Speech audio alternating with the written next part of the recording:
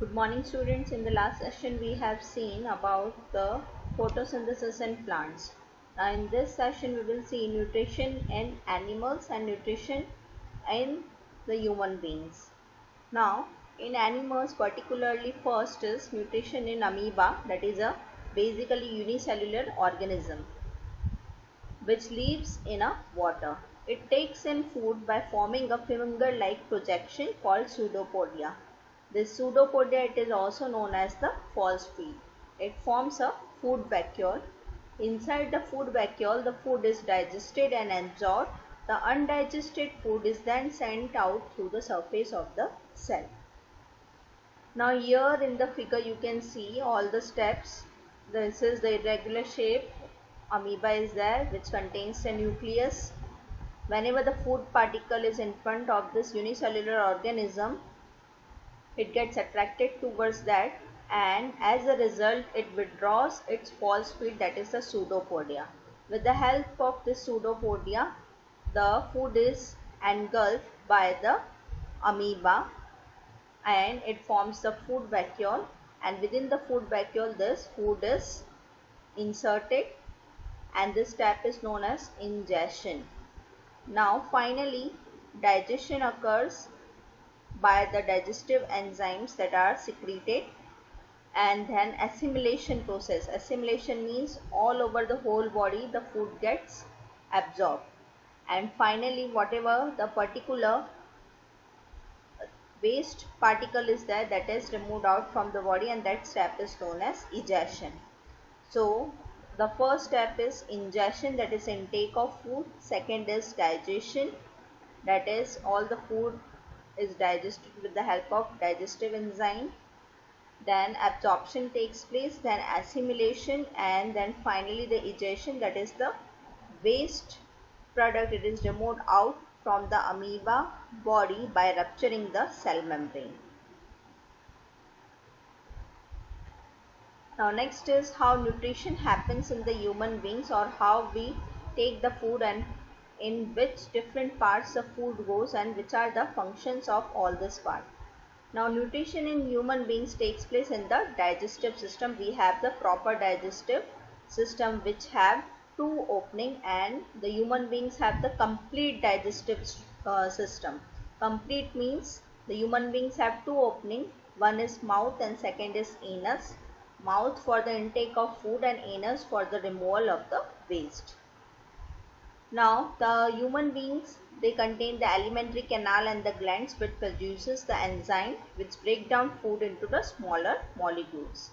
The main organs of the digestive system are mouth, esophagus, that is known as food pipe, stomach, small intestine, large intestine, and anus. The main glands that help in the process of digestion, they are the salivary glands, gastric glands, liver, pancreas, and the intestinal glands. Now students, here in the figure you can see where the different parts are present. Mouth is there. Inside the mouth the tongue is present, teeth is present, and the salivary glands are present. They are about 3 salivary glands. Out of them parotid is the largest salivary gland. Then following this there is a pharynx. Then following the pharynx there is a esophagus, that is known as the food pipe. Then following the esophagus, it is leading to the stomach where the churning of food occurs. Then here the pancreas is shown, it is a leaf-like structure. Then here between the stomach and here the pancreas, a duodenum is there. Here the colon region it is shown, and here the caul region, it is also the particular small intestine. This is the large intestine, and finally it is opening into an anus through the rectum portion. Okay, so here also you can see in the figure, this is the small intestine which is a caul region.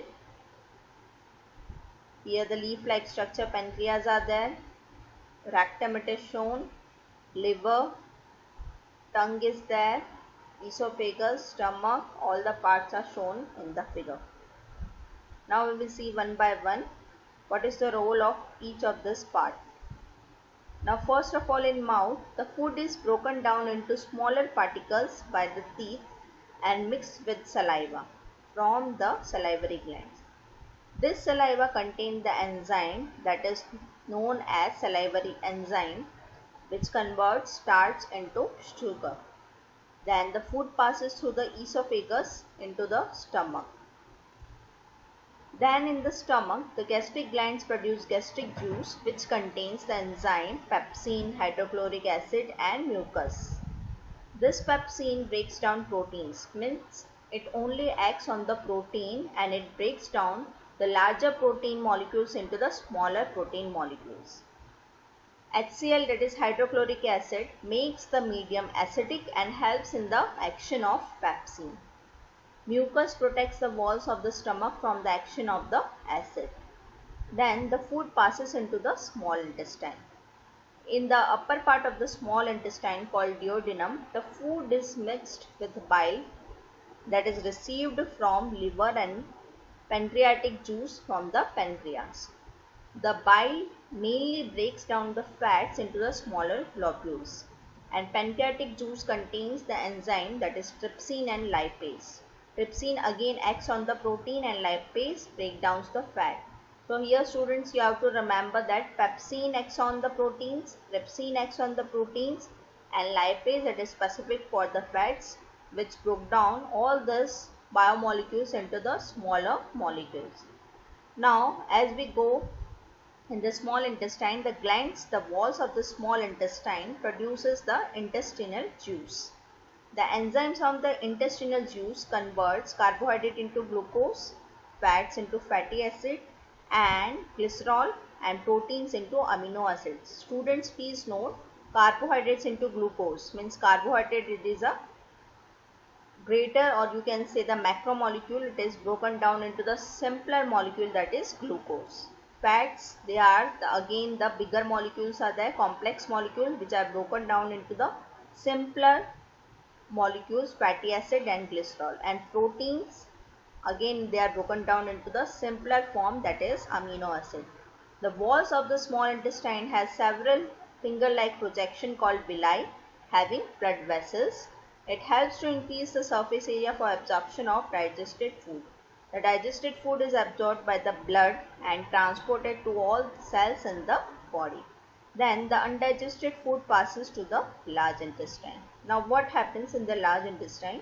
Water part, it is absorbed and the waste material, it is removed from the anus. So students, if the human digestive system it is asked, you have to explain all these points along with the figure and along with the proper labeling. I hope you are clear about the two of the topics, that is nutrition in amoeba, that is how amoeba engulfs the food particle, and the human digestive system or the human alimentary canal.